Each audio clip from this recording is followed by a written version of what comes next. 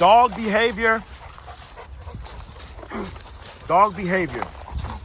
How to get dogs to be friends.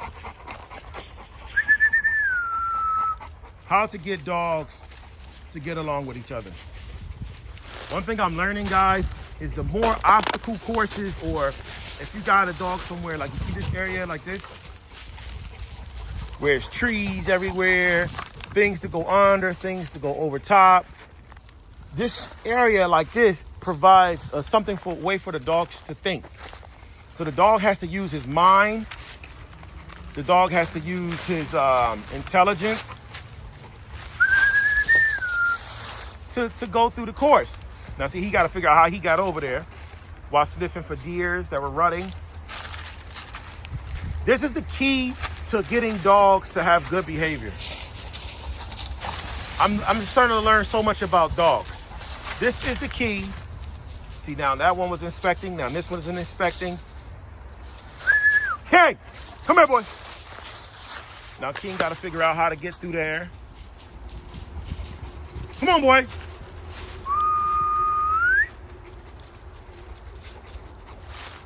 And everybody's using their brain and their mind. So they're using their brains and their minds to think, and not so much to want to challenge each other or to fight. You know, not saying that that's what dogs do, but I'm starting to realize that a lot of bad behavior is caused by just not having obstacle courses. A nice little obstacle course like this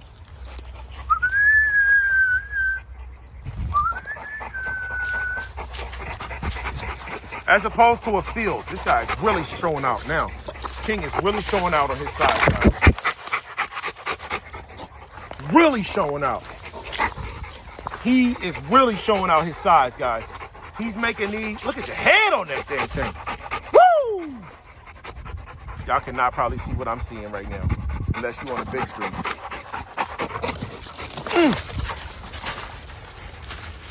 But basically having this obstacle course, or just, you know, it makes the dog's mind just really, you know, want to think. These guys want to challenge each other. These are large breed dogs. These are big guys. Woo! And they want to challenge each other. But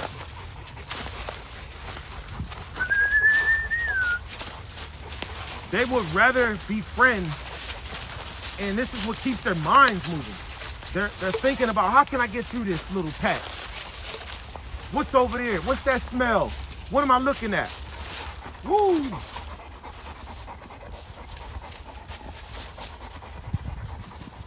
You know, let me explore. And that is the key, guys, to dog behavior. See, a lot of, look, she had to figure out her own way to go around. So she took that route, so she didn't have to jump over anything. Now King is really exploring. He's going too far. King!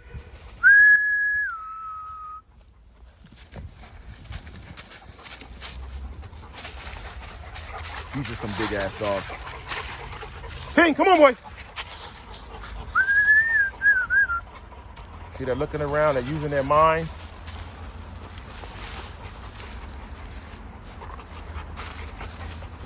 To figure out, he's looking for a way to get over with minimum effort. If he could go through that hole, he would. He's thinking about it.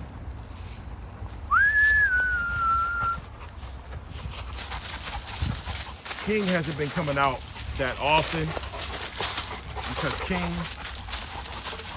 you know, he's a bully, so he has joint issues. Because I think when he was a puppy, he got beefed up too much on that, you know, you beef him up too much and you're gonna have problems. So, you know, be careful with that beefing up puppy.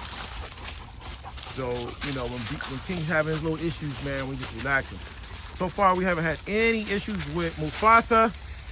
He's 9 months old, but we have had issues with Milan when she was a pup. But not a pup, when she turned about 1 year old. One thing about these large breed dogs, what you want to do is either have somewhere for them to be outside all day and all night when they're developing, so that they don't develop any issues. Because if they're out all night and day, ooh, look, he's done, guys. Oh, it's time to make it home. Being outside helps them develop their legs and their bones. But one also thing is the calorie intake. I think for sure when Milan was a youngin', we gave Milan as much meat as we wanted to, lots of meat. We used the most highest calorie dog food with the most protein and calories. We used Victor. We gave Milan all the Victor she could eat and all the meat she could eat. I would not recommend doing that. We're doing just the opposite with Mufasa. We actually was basically, in a sense, starving him, you know. But Mufasa just recently started breaking out of his cage, so we decided to increase his food. If you see Mufasa, he has perfect hips, guys. Perfect hips, perfect back legs.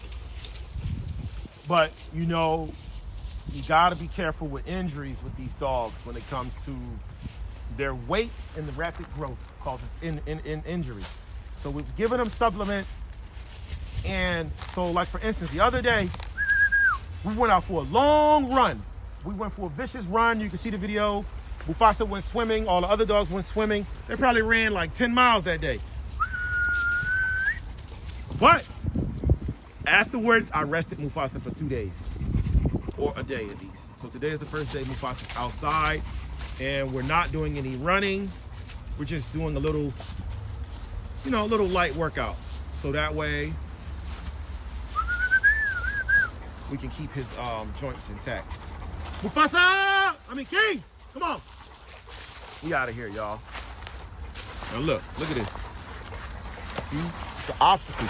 Now their brains gotta think about where they are. So what you want to take from this as far as behavior, create good behaviors, you need to be taking dogs on trail walks where the terrain changes, where the scenery changes. When you just take them to a field, the field has nothing really in it. It's an open blank field. Open blank fields barely exist in the wild. So the dogs are able to just kind of just focus in on each other and try to like fight each other and mess with each other, as opposed to in the woods. Look, he done went in this little pit. Get out of there. He done went in a pit, y'all, where the dirt is real cool. Get up out of that thing. He's trying to cool his big self off. Look, he cooling off, y'all. King, come on. We're gonna go put these guys in the house, guys. We out.